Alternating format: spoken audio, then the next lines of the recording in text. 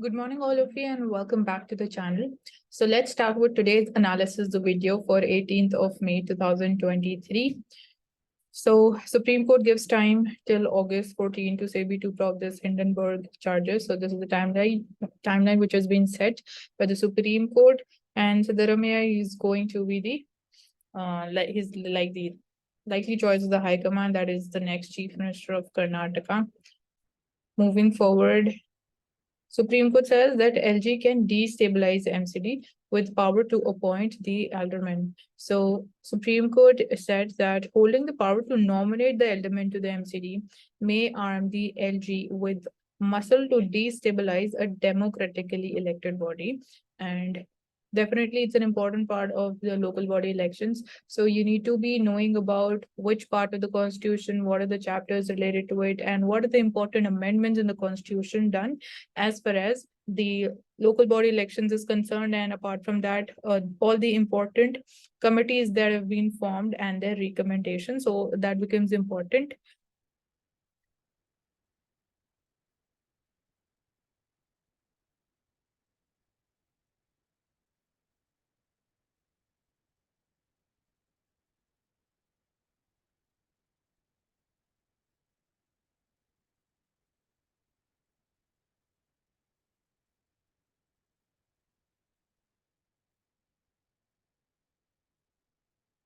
On the editorial page, so this article is talking about two judgments and the principle of accountability. So two constitutional benches of Supreme Court of India, they have delivered important judgments last week. So first was decided that the Delhi government, which is headed by the chief minister, and now the LG appointed by the central government, will control the civil services. Second one was related to the issue in Maharashtra. So here, what are the powers of governor? That topics become important with this. So these were the two important judgments, and ये हम properly analyze कर चुके, so it's again a repeat. So you can just go through this article quickly. Once again, the important schedule I mentioned, 10th schedule, is regarding the anti-defection law. It was added through the 52nd Constitutional Amendment Act in 1985. So that's important. And apart from that, you can just go through this article quickly once on your own. Apart from that, we'll move forward to the next article.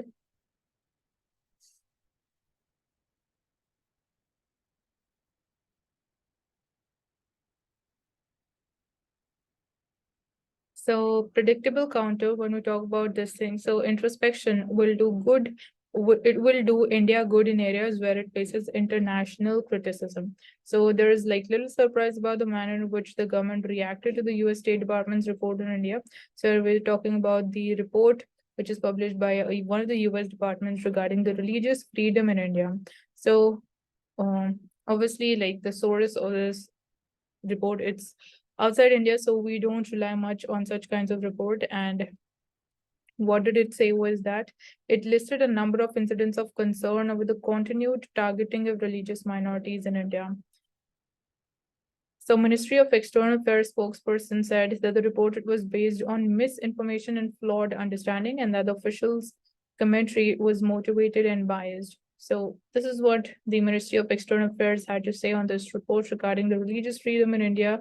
And obviously, we do not accept such kind of reports. So it was published by the International Religious Freedom. It's a US commission on this, and this was what did it upheld. And our stand is obviously we do not accept such kind of reports. Coming to text and context, so the latest China-Canada kerfuffle. So here we see that why did the Canadian government declare the Chinese diplomat as persona non grata, and how did the Chinese government react to this? So is Michael. So okay, it's between China and Canada, not much important for us. Then why are the financial regulators, they are transitioning from LIBOR? It's a very, very important topic. First, we need to have clarity regarding कि actually LIBOR होता क्या है, क्यों इसको पहले use किया जाता था, किस purpose के लिए use किया जाता था, and now why financial regulators, they are transitioning from LIBOR, कि why we are basically moving away from this type of benchmarking of the interest rate. So LIBOR basically it stands for the London Interbank Offered Rate. It's a benchmark which is used to determine the interest rate by the banks. So Basically, it was found out that it was being misused, and that is the main reason why we are transitioning away from it. So what is Libor? What is the controversial story surrounding this? And what happened during the 2008 global financial crisis? So Libor, it's a global benchmark interest rate here that combines the individual rates at which the banks they opine that they may borrow from each other and at the London interbank market. So it's used as a benchmark to settle the trades in futures, options, swaps, and other derivative financial instruments in over-the-counter markets, and further the consumer lending products, including the mortgages, credit cards, and student loans, among other things, they also use this benchmark rate. So this was the earlier system that was being used for the determination of the interest rates. So what is the now controversy around this Libor rate? So central flaw in the mechanism was that it relied heavily on the banks to be honest with their reporting disregarding their commercial interests. So if this system or if this model had to be successful, so that was completely या फिर a major part of its success was dependent upon कि banks कितना honest रहेंगे when it comes to their reporting. So it must be noted that the rates they were made public also, and therefore it would not be particularly useful to impress upon the potential and the customer, the current customers, the various disadvantages in obtaining the funds. So the phenomenon was particularly displayed during the 2008 financial crisis when submissions they were artificially lowered. So during that crisis, we saw key when it comes to the honesty of the bank. So this thing suffered during this financial crisis, and we encountered such a kind of a situation जहाँ पे banks के जो submissions थे, they were artificially lowered. So 2012 May, Barclays admitted to the misconduct and agreed to pay around $160 million in penalties to the US Department of Justice. So this was one instance of how it was misused. So do we have an alternative in place so that we can move away from Libor system?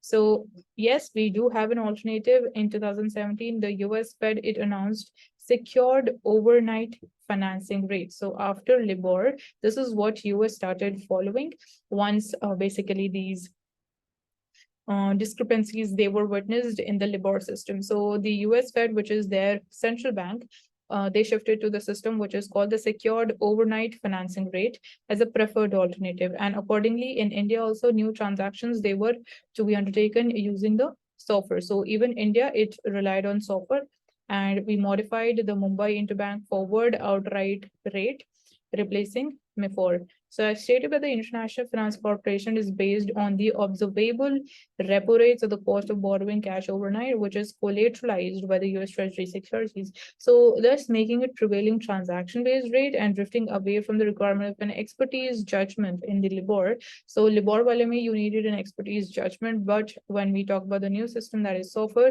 where it is based upon the transaction rate. So we basically moved away from Libor, and that is also one of the benefits of moving away from it. So how are we actually responding to the regime change right now? So right now, RBI stated in a 2020 bulletin that in India, exposure to Libor, it's far they are from the loan contracts linked to it and the foreign currency non-resident accounts deposits with the floating rates of interest and the derivatives. So in August same year, the banking regulator had asked the banks to assess their Libor exposures and prepare for the adoption of the alternative reference rates. So this was basically what did the RBI state regarding this, and they basically called for assessment that you need to shift to the new system. And more importantly, contracts they entered before the date they were to have the fallback clauses. Also, that is an agreement for the revised considerations when the reference rate is more published, importantly for the transparency and the consistency. All right, so that's an important article. And moving on to the next important article for today. So Supreme Court asked Manipur leaders to show restraint in statements. So state said priority was to restore calm. Court directed Manipur government to file a fresh status report at one point of time.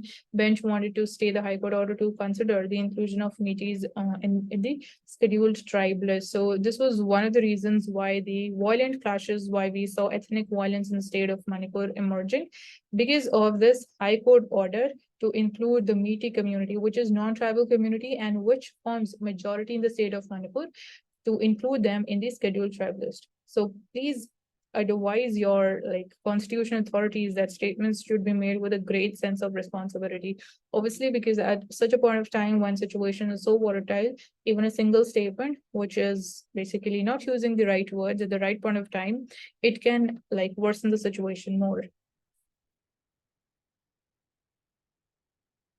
So Manipur government clarifies that drive against the drugs and the forest encroachment, it is not against any particular tribe.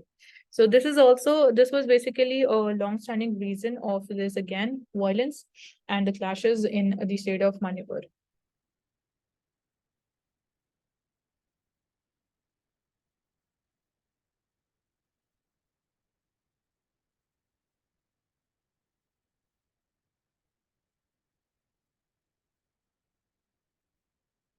So Center tells the states that take steps to reduce unnecessary hysterectomies. So missive for the health ministry comes after Supreme Court judgment. It flagged the violation of women's right to health.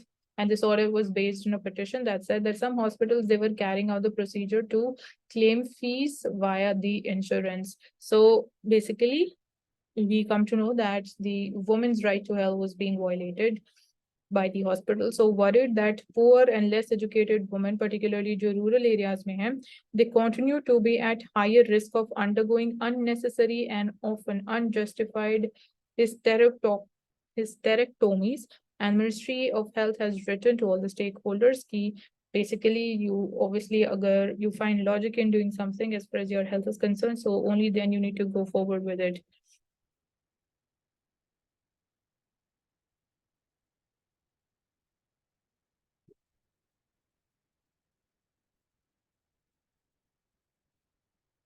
So cabinet gives approval to the fertilizer subsidy. So यहाँ पे हमारे लिए amount important नहीं है. We need to know कि fertilizer subsidy का क्या trend रहा है and कितना share है when we talk about the government expenditure. And definitely it's a part of the revenue expenditure. So then you need to know about the difference between the capital expenditure and revenue expenditure. On the world page, we see 8 people they have died because of heavy rain. It caused havoc in drought struck northern Italy. So it was basically it was facing drought-like situation, and then there was heavy rain, so which led to flooding. So UN it welcomes new deal to export the Ukraine grains.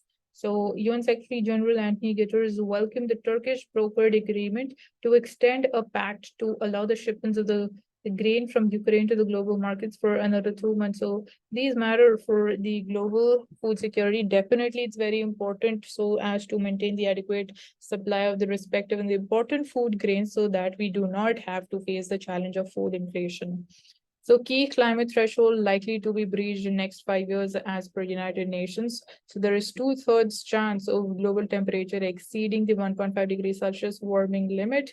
And this is a warning from WMO. So 2023 till 2027, it is said to be the hottest 5-year period ever. So situation is basically reaching such a level that things are going out of control, or they are set to go out of control, and then obviously the impact and the situation would be irreversible.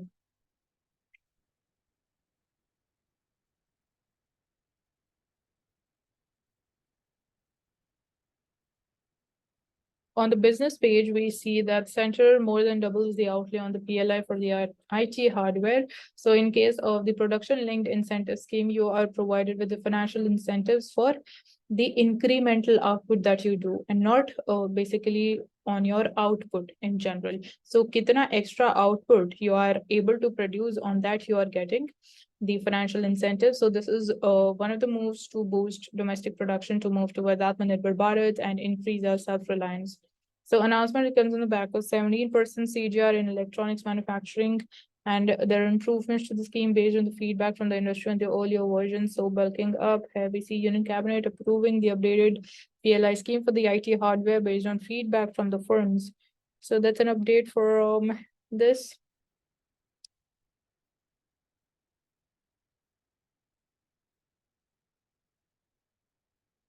So India and European Union, they explore the ways to resolve the carbon border tax. So we've been talking about this, and One of the articles that we dealt with before was saying that it would not be impacting a lot when we talk about the exports which we do to European Union. So that is one of the things that we saw. And but again, it's important key how you're going to decide that how much amount of tax would be applied. So that's when we can say a discretionary point, because it is saying ki it is a carbon border tax. So how are you going to decide ki how much of carbon is present in a particular good that European Union is importing from different countries?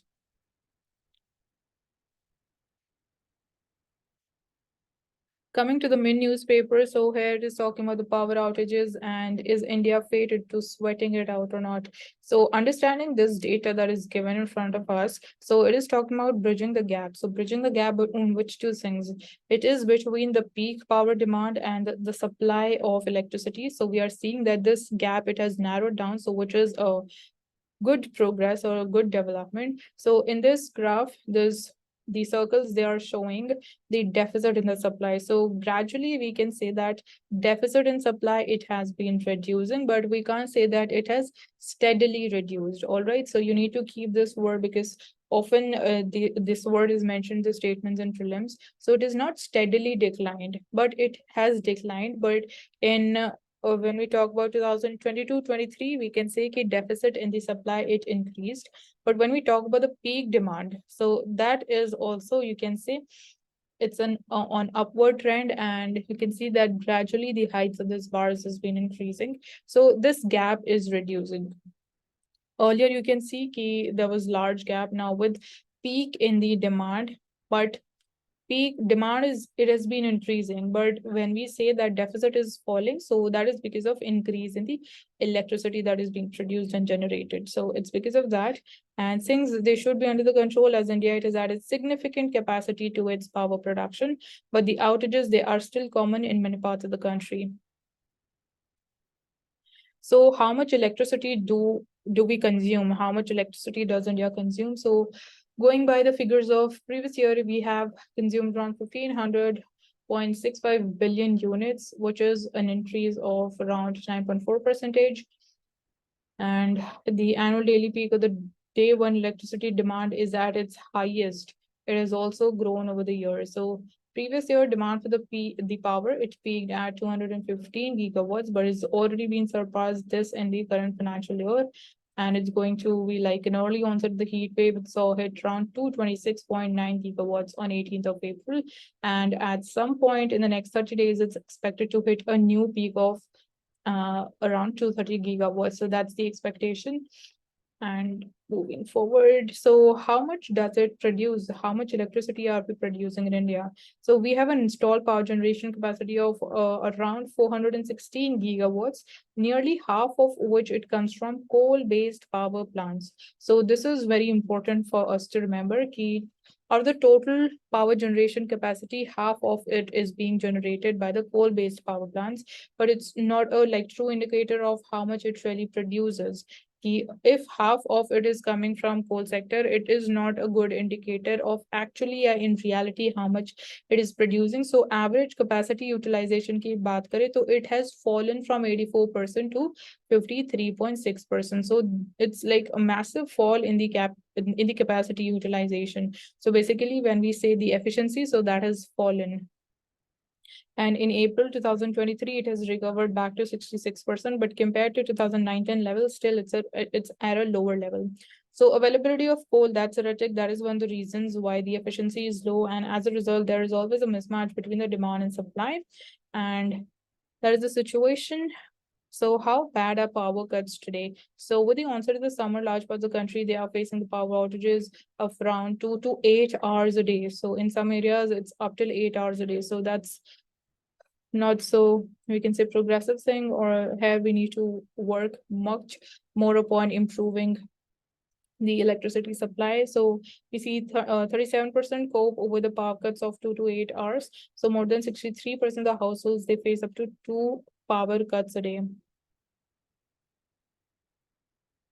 So where is all the electricity going is the question. So power distribution companies, there are the middlemen between the power producers and the consumers. So it is the power distribution companies between them. So they suffer from a legacy of high transmission losses and inability to hike the tariffs. So discoms, they cut the losses by prioritizing supplies to the industrial consumers. So that is one of the way कि discoms अपना loss कम करते हैं by supplying the power to industrial consumers, and factories, they can handle high voltage power which consists less for discoms to supply, so they can pay more, and this comes at the cost of the households where tariff is low. So government, they really allow the discoms to hike the electricity bills, because again, electricity is a political issue as well. So this attempt at striking a balance leads to outages in the household sector.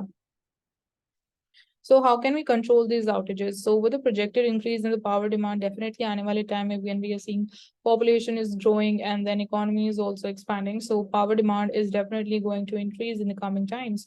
So with that, the government, it is investing around rupees 14.5 trillion for the additional power generation capacity of 210 gigawatts.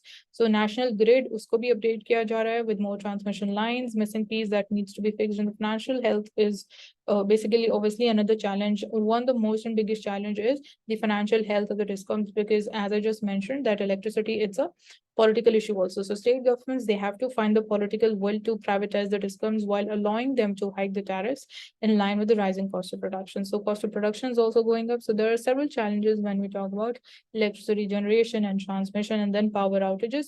So then firstly, we understood this declining deficit in the supply and peak in demand. So that's increasing.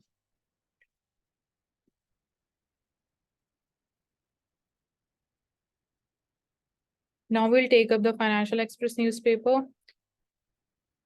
So foreign institutional investors, they turned bullish on India as the equity market peers, they see a flight.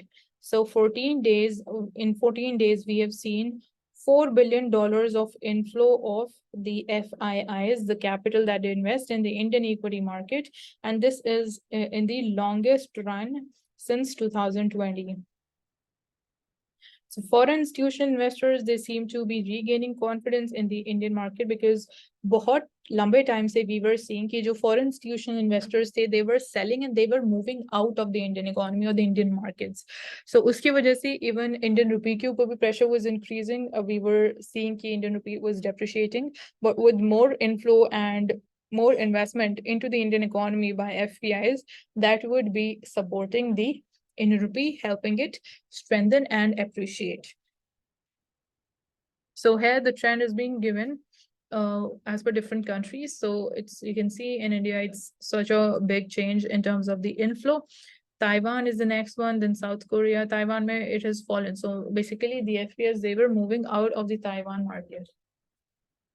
So there are like economic concerns, there are political concerns, security situation is not that stable when we talk about the Taiwan Strait, because tensions between China and USA is growing.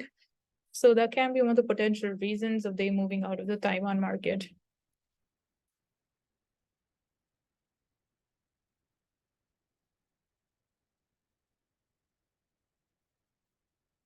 So here is again talking about the fertilizer subsidy. So I've told you different aspects which you need to be aware as far as the fertilizer subsidy is concerned. So low global prices to reflect in the government expenses with a lag. So there's going to be certain time lag when the low global prices of fertilizers will be reflecting in the government expenses as well.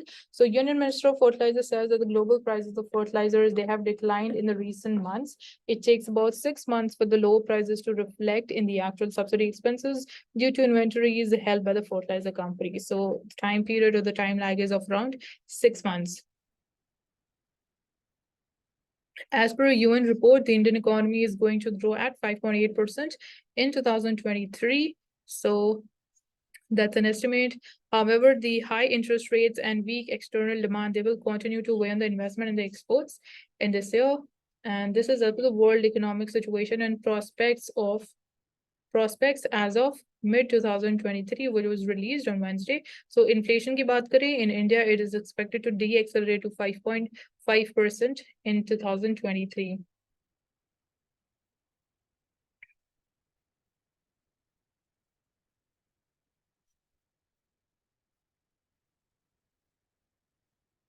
So Prime Minister is going to visit Australia despite the cancelled Quad meeting.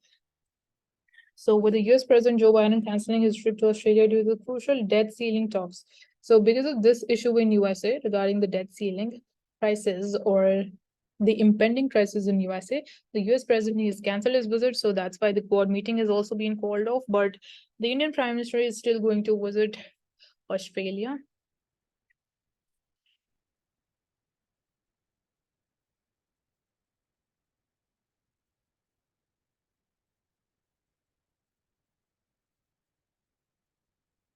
So Union Prime Minister is saying that our economy is growing at 7% and this needs adequate amount of electricity. I'm not going to compromise on energy security. So my first priority is sufficient electricity for growth.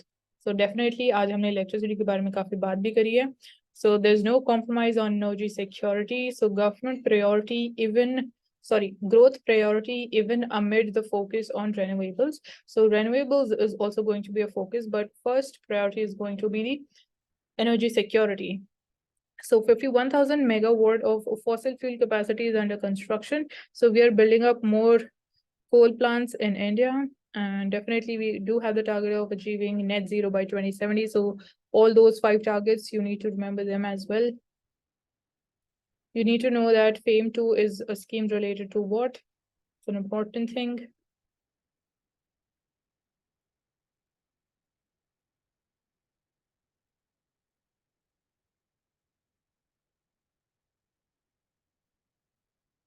Coming to Indian Express newspaper.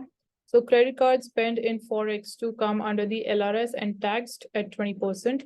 So credit card spending would be in the foreign exchange to come under LRS. So surge in overseas travel we are seeing with the revival and recovery of the economy after the COVID-19. So the move, it comes in backdrop of a surge in the spending in the overseas travel under the LRS. So LRS is the liberalized remittance scheme. So credit card spending would be a part of this liberalized remittances scheme, and the tax would be 20%. So central government, in consultation with the RBI, it amended the rules under the Foreign Exchange Management Act, bringing in the international credit card spending outside India under the liberalized remittances scheme. So जो credit card use करके आप outside India spending कर रहे हो, that would be a part of the liberalized remittance scheme also. So as a consequence, your spending रहेगा by the international credit cards, it will also attract a higher rate of tax collected at source at 20%, which will be effective from 1st of July.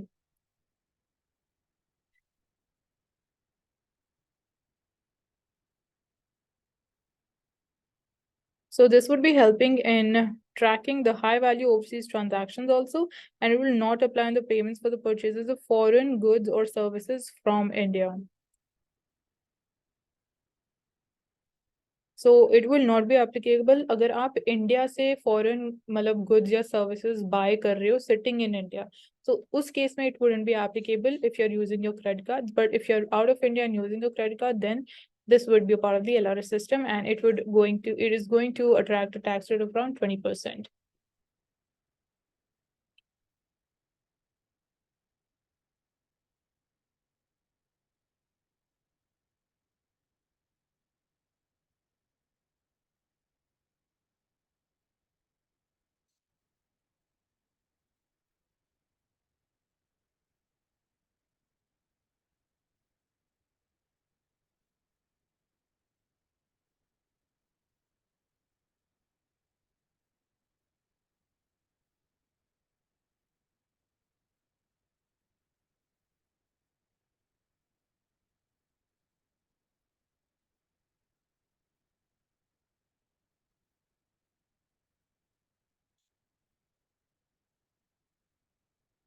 So all the important things related to subsidies and the fertilizers specifically are important. So it is mentioning the nutrient-based subsidy.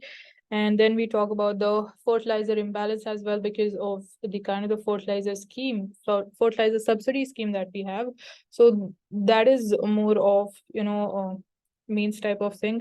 But again, you need to have clarity regarding that. So the nutrient-based subsidy, it basically the rates for nitrogen, phosphorus, potassium, sulfur for the 2023 Kharif season, they have been approved. Basically, the fertilizer subsidy for these different fertilizers, the NPKs and Department of Fertilizer for the revision of the NBS rates for the Kharif season. So that's been done by the Department of Fertilizers. So Cabinet has also approved revision of the NBS rates for even the Rabi season. So during this Kharif season, around rupees 70,000 crores will be spent for the urea subsidy and around rupees 38,000 for the DAP subsidy, taking the total fertilizer subsidy to around rupees 1 lakh crores. And apart from that, there are different rates mentioned for the 2022 Kharif season, the previous year.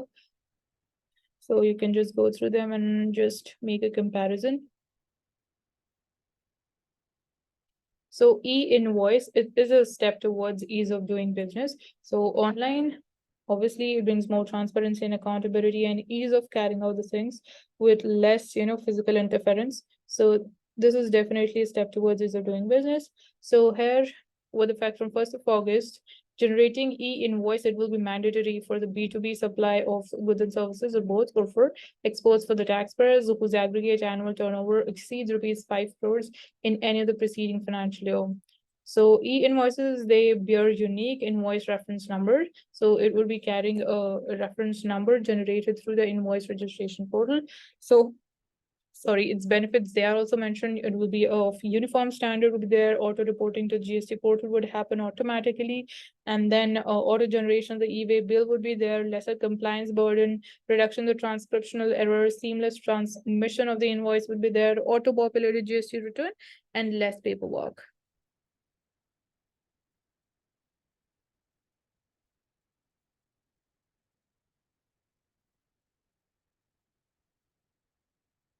So talking about the success of IBC, the code was brought into 2016. So as cases they continue to stretch under IBC, the realizations remained low and changes are needed to ensure that it functions smoothly in coming times. So the shift to the Insolvency and Bankruptcy Code in 2016 was a step towards reconfiguring the credit culture in the country by providing for a time-bound resolution process. So for this purpose, it was introduced that things would be resolved in a proper time-bound manner, but things they didn't turn out to be so moving forward when it was implemented.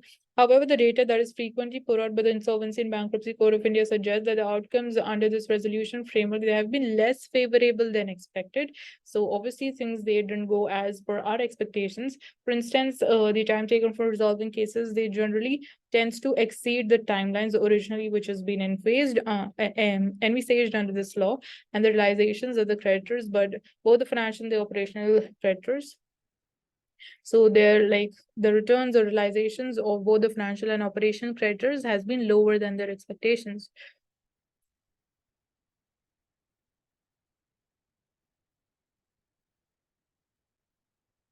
So different trends that has been mentioned over here, and so over the years, in attempts to improve the functioning and effectiveness of the resolution framework, various changes they have been brought in this code. 2021, when the government also brought in amendments to introduce a pre-packaged insolvency resolution process for MSMEs. And this framework provides the space for the direct agreement between the firm's owners and its financial creditors, with the debtor remaining in control during the process. However, despite its appeal, this framework has not gained much traction. So even this has not been much successful. And various stakeholders do not seem to have considered this route as attractive in case of MSMEs. So even here we didn't so much success. So more changes to the IBCs, they are in the offing. According to reports, the government is likely to introduce further amendments, perhaps in the monsoon session of the parliament. So guiding principles should be to cut down the delays in the process, ensure key functions smoothly, and increase the efficacy and effectiveness of this code. So that needs to be the vision going forward, and accordingly amendments needs to be done by the parliament.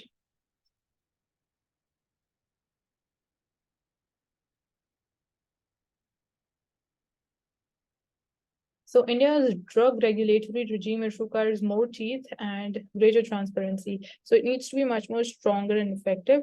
So in January 2020, we saw 12 children in Jammu. They died after consuming the contaminated medicine manufactured by Digital Vision with a firm in Himachal Pradesh. So also this medicine was found to contain diethylene glycol, which led to kidney poisoning. So that's even it was like used in the cough syrups also. So it's a very toxic element.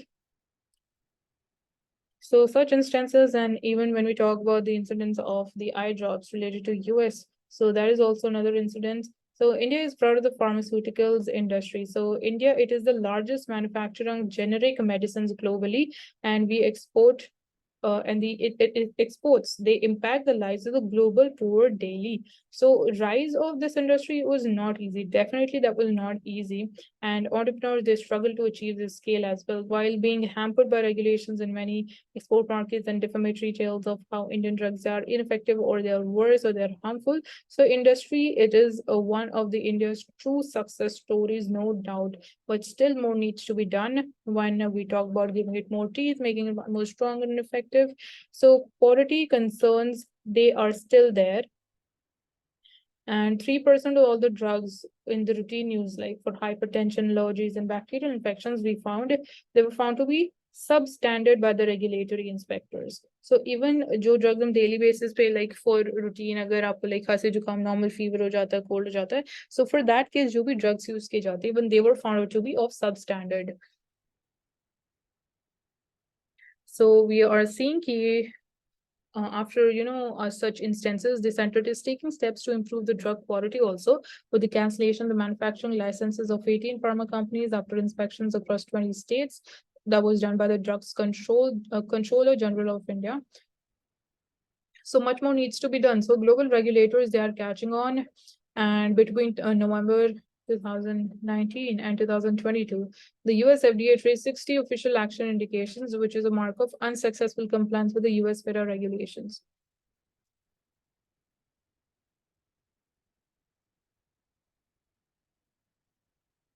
So Ministry of Health, it should consider amending the Drugs and the Cosmetics Act and instituting a centralized drugs database to enable effective surveillance across all the pharmaceutical manufacturers. So that can be one of the steps which can be taken forward.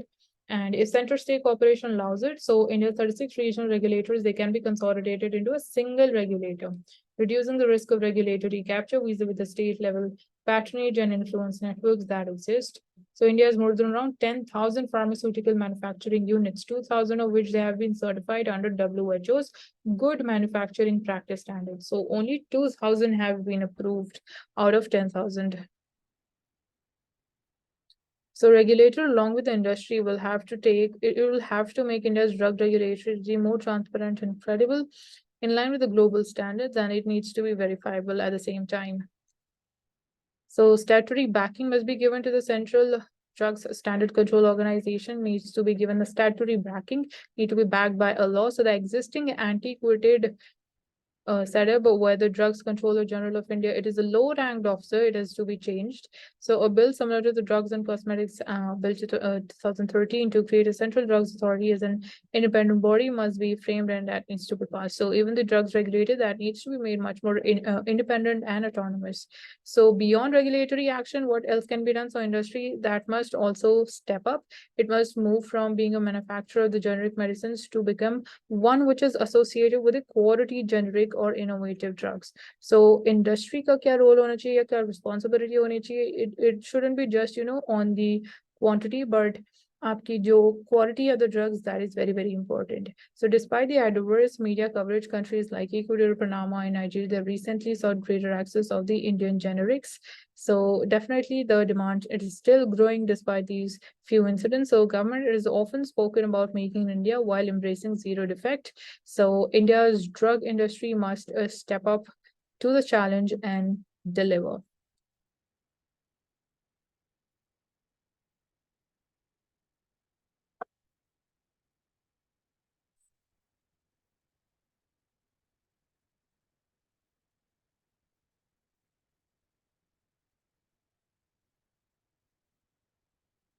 So it's a picture from the Kishtwar National Park, which is there in Jammu and Kashmir. So from geography, this is important. Coming to the explained page, so the artificial sweeteners story. So artificial sweeteners, definitely they're not healthy for us. So if you're not diabetic, do not consume sugar substitutes. So WHO has said this कि अगर आप diabetic नहीं हो, still you should not consume the sugar substitutes. In fact, diet, drinks, and artificially sweetened food, it can harm you in the long run. So long run may they impact your health, especially if they like taken in large quantities. So if you're like sustainable consumer, or you're like having it and you are a habitual consumer of such drinks, so you need to stop it because it's all about your health. So here different chemicals or artificial sweeteners they have been mentioned, so you can remember or you can just have an idea about their name, so it can be like asked in the form of a question key all these chemicals they are related to what. So these are artificial sweeteners. So common NSS is the most common one, which is the chemical name is also mentioned here, like aspartame is one, advantame, cyclamates, and sarakin, neotame, sucralose, stevia derivatives. All these are artificial sweeteners. So higher intake of the artificial sweeteners has been linked to 32% increase in the risk of cardiovascular diseases, 19% increase in the risk of stroke. So what is the problem with the sugar substitute? So since artificial sweeteners, they reduce the number of calories that you consume, there could be some weight loss and reduction in the body's, basically reduction in the body mass index. So it's in the short term but however they have been linked to weight gain in the long run. So short run में आपको results जरूर अच्छे मिलेंगे but not in the long run. And meta-analysis found that a higher intake of NSS, it was associated with 23% increase in the risk of type 2 diabetes when it is consumed in the form of beverages, 34% increase when it is added to the foods. So we saw what does WHO recommend, and apart from that, we have seen key what are the different types of artificial sweeteners which are used.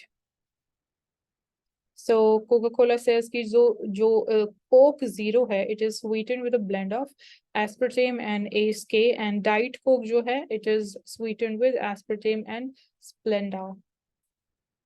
So even these are different types of artificial sweeteners. So कुछ लोगों को ये लगता है कि Diet Coke is healthy, but no, even that is harmful for your health.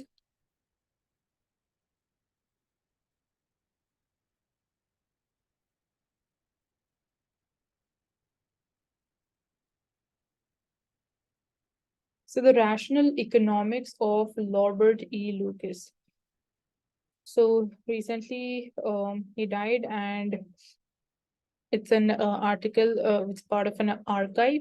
So Chicago University's economist and Nobel laureate Robert E. Lucas, 85, he died on Monday. So while awarding him the Nobel Prize in Economics in 1995, the Royal Swedish Academy of Sciences had stated that Robert Lucas, it is the economist whose work has had the greatest impact on the development of macroeconomics and macroeconometrics since 1970. So his work challenged the Keynesian orthodoxy and the policy solutions suggested by him. So such a government providing tax cuts to boost the economic activity and reduce unemployment.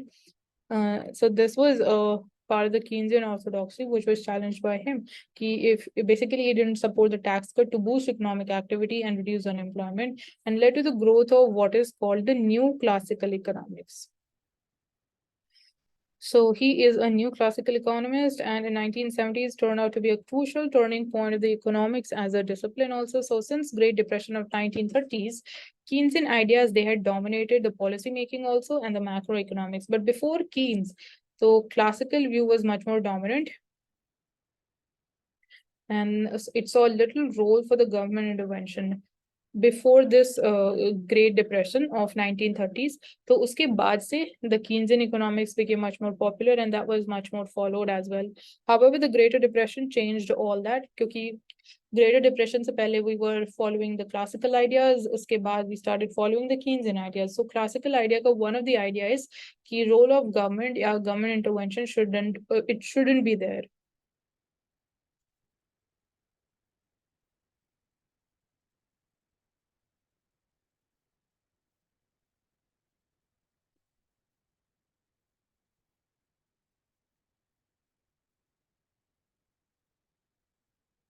So if your net worth is around rupees 1.44 crores, you are among 1% the wealthiest as per a report. So if you have a net worth of rupees 1.44 crores, you are among the top 1% the wealthy individuals in India. And this is the double the amount needed by the second place. Oh, like, okay, this is a report, but we'll not go much into the detail. But हमारे लिए we need to know कि जो report of Oxfam report जो बोलती है उसकी details important है, and the scale and the intensity of economic inequality उसके बारे में अगर आपको figures पता होगी तो that would also be helpful. So IMF's Gopinath, she is the first deputy managing director, Geeta Gopinath. She says that sizable risks that inflation will remain high in coming time. So International Monetary Fund's number 2 official, which is the deputy managing director, Geeta Gopinath, she said that she sees sizable risks that inflation it will remain high or accelerate in many emerging markets, and urged the central banks to keep the monetary policies tight. So again, this is of really high concern because tight monetary policy, again, it has a negative impact on the growth. So, but she says कि आने वाले time में inflation might increase. So central banks, they do not, they need to be much more vigilant as far as the tight monetary policy is concerned. So they still need to stick to a tight monetary policy going forward. So we are still getting encouraging signs, but despite that, she said that I'm worried that price pressures, they seem entrenched in many economies, and that upside inflation risks, they are still sizable. So as we say that still the war against inflation is not over, or it is not being won yet. Because India, maybe we are seeing that inflation is cooling down, but again, aane wale time mein we are still having challenges to deal with at the inflation front. So that's all for today. Thank you so much for joining us in today's analysis video, and do like this video.